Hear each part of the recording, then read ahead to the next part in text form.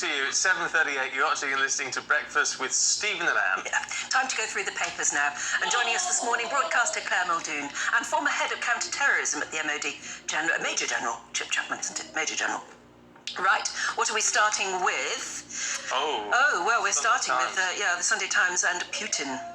Yeah, so the headline in the Sunday Times is Putin's retreat transforms Kherson into a city of joy. And of course, this is the actually withdrawal rather than retreat in military terms from the right bank of the Dnipro River to the left bank. Now, actually, from a military perspective, this makes sense from a Russian perspective, and you have to ask yourself why. And that is, why were they in Kherson city? And the reason that they were there was to try and go to Odessa and then on to Moldova to link up with the Transnistria, which is a Russian-speaking area there. And it's this notion of the wider Greater Russia and raising up and gathering in Russian-speaking people. If you couldn't achieve that, it's pointless being on the right bank of the Dnipro. I mean, that Transnistria it's an exclave, isn't it? Yeah. So it's Russian, but it's like outside of Russia. It is. But the key thing here is what this really shows at the political level is the broken strategy bridge from a Russian perspective between political intent and military power, because it was only on the 30th September that Putin illegally annexed Kherson as a province and said he would use all available means to protect what he then saw as Russian territory. Yeah, because that's one of the places he held a referendum, isn't it? Yeah, and actually the joy So-called in Kherson shows you that the referendum was an absolute joke, as we always knew it would be. So, and it's not a surprise that the pictures you saw a couple of days ago of Sorokin, the Russian general, and the Russian defense minister, that was deliberate, because Putin is really pointing the finger at the military, saying you're to blame for this, not me. It's sort of get out. Is anyone buying that? I mean, was it Robert Fox yesterday saying the reason Putin isn't going to the G20 isn't because, he's too frightened to go, whatever, because of the other leaders, but because he's too frightened to leave Moscow because of what might happen while he's not there. Well, there's been no real military coup in Russia since 1945. The nearest you got to it was the sort of Yeltsin thing in 93, but that's really a clash between two different parties. So it's easy to see why you might get rid of Putin. Battlefield reverses, the economic situation. The how is a lot more difficult. The army has no say in internal security.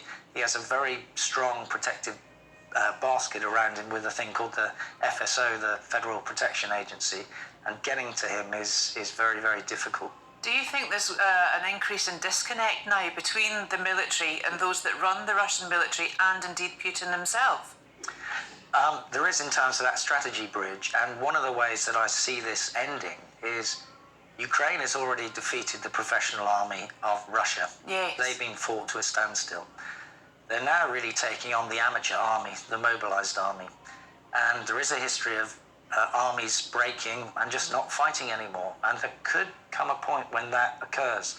Can't determine the time, but an amateur army which is demoralized, doesn't have kit, particularly with the winter coming along, is an army which is increasingly fragile. That fragile army is the Russian army, it is not the Ukrainian army. Oh, that's interesting. That picture on the front of the Sunday Times as well shows these two Ukrainian girls there with draped in flags. They've even got their nails painted in the national colours, and they're obviously very joyous at what has happened. Though I gather there were collaborators whilst it was occupied by the Russians. And do you think it will be a very awkward time now, retaking, well, they've already retaken it, but reoccupying the city, because there will be people who did collaborate with the Russians, women who did collaborate with them as well. I mean, these things are ghastly when an invading force retreats and leaves behind a mess. All of that is absolutely true, and is one of the reasons that Kherson fell so quickly, because there were collaborators. In the wider strategy of this, it's a great point, Anne, because there's a difference between conflict termination, how wars end, and conflict resolution. And that is the wider problem here in the longer term, because three things always pertain. Leaders might change, Putin will go at some stage, vital interests rarely change, and geography never changes, and there'll always be a border somewhere between Ukraine and Russia. And so trying to square that for the future, when Russia still has maximalist intentions, That is, it doesn't see Ukraine as a sovereign entity. So until you can upset that conundrum, and the best way to do that at the moment is Ukrainian victory and diplomacy following after that.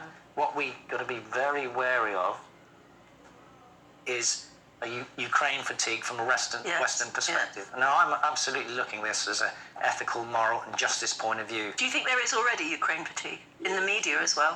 There has been some Ukraine fatigue.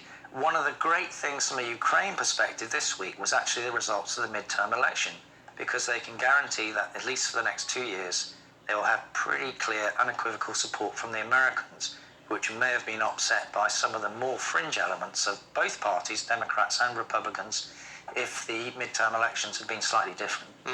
Interesting. Let's look at tiger moms in the Sunday Times, Claire.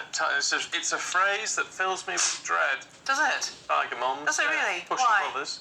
I think you've got two really good mothers Oh, here. not tiger mum. I'm a tiger, I am. Yeah. Yeah. And I don't believe the tiger mum is necessarily pushy, although you do have to push. No, a bit. you do, but you need to equip your children, I think, to be, with discipline, with morals, with a code, with, plus the ability to work on their own. And I think that's what tiger mums are.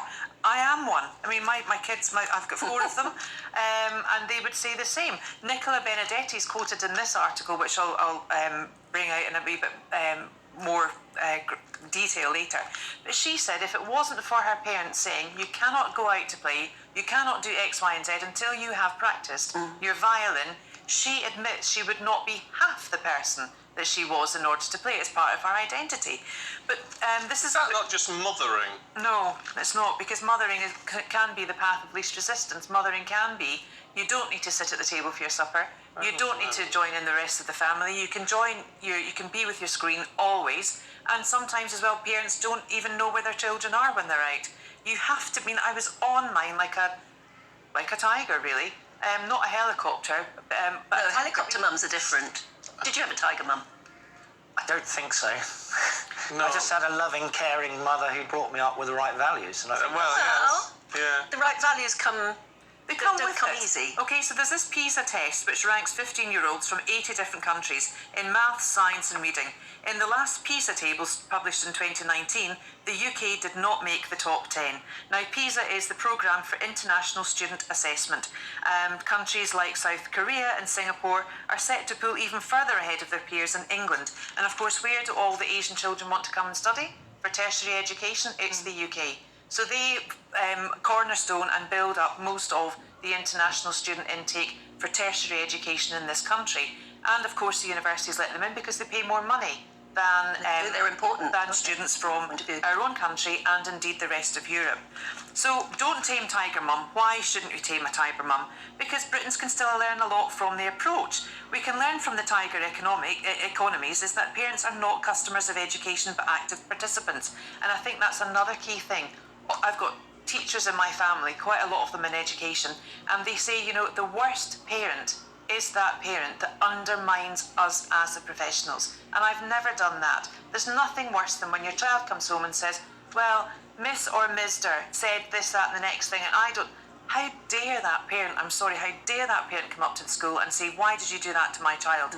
You should always, I think, support the teacher first and foremost, and then the child second. I mean, certainly from the education of my kids, one of the problems for teachers is with the internet these days, parents are actually emailing so many times to the teachers on various issues. Now, of course, my kids went to a pretty nice school, but they would be asking things like, what tennis balls should I buy for my kids, and stuff like that. And of course, you have to answer all these, and it just consumes the time which teachers are not necessarily giving to their core function. I can imagine teachers have an awful lot of emails. They do have an awful lot. Plus, they've also got a lot of checks and balances. They cannot just be teachers now. They are social workers. They are parents. They're supposed to be there primarily to teach. And I believe they shouldn't be there to do anything else. No, they're expected to do so much. So much more. And everything is done on how well that class is done in terms of results. It's all about results. We're almost out of time. So can we just have a quick look at the Sun, Chip, and rail bosses who are pander to the Green lobby? Yeah, this is actually, in lots of ways, a good thing.